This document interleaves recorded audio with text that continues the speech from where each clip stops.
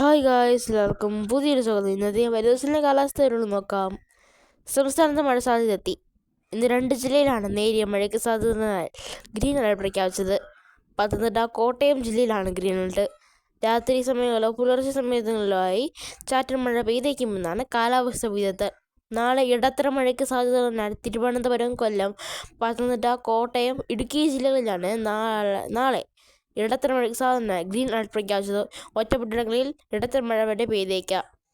അതേസമയം മറ്റന്നാൾ മുതൽ എല്ലാ ജില്ലയിലും വൈറ്റ് അലർട്ടാണ് പ്രഖ്യാപിക്കുന്നത്. ഈ മഴയ്ക്ക് കാരണമാകുന്നത് കിഴക്കൻ കാറ്റിൻ്റെ ചെറിയ സ്വാധീനമാണെന്നാണ് കാലാവസ്ഥ വിദഗ്ധർ. അതേസമയം ഇന്ന് മിക്കയിടങ്ങളിലും ശക്തമായ ചൂട് അനുഭവപ്പെട്ടു. ഇന്ന് ഏറ്റവും കൂടുതൽ താപനില വരുന്നത് കോഴിക്കോട് ജില്ലയിലാണ്. 36 ഡിഗ്രിയുടെ മുകളിൽ താപനില രേഖപ്പെടുത്തി. ഇതേപോലത്തെ കാലാവസ്ഥ ന്യൂസ് അപ്ഡേറ്റ്സ് അറിയാൻ വേണ്ടി ചാനൽ സബ്സ്ക്രൈബ് ചെയ്യാൻ മറക്കാതിരിക്കുക. നന്ദി.